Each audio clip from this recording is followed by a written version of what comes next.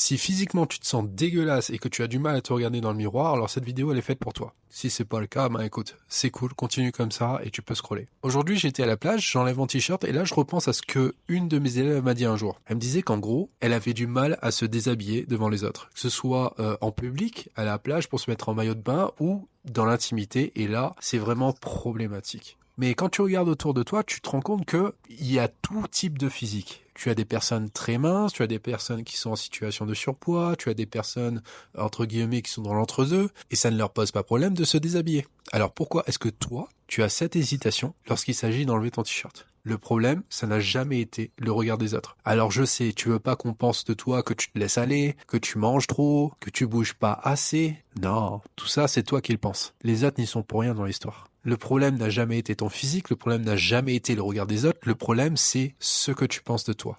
Et bien la solution en fait, c'est pas réellement perdre du poids, prendre du muscle, ce genre de choses. Ce que tu as besoin, ce sont des étapes justement qui amènent à perdre du poids, à prendre du muscle, etc. Tu as besoin de cette petite fierté d'avoir fait quelque chose pour atteindre ton objectif, pour être fier de toi. Parce que je vais te dire un secret.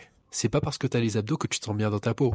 Non, ça c'est un mythe. Peut-être que t'as besoin de perdre 5, 10, 15 kilos. Mais dis-toi que c'est un outil pour te forcer à te bouger le cul. Et c'est en te bougeant le cul que tu commenceras réellement à t'aimer.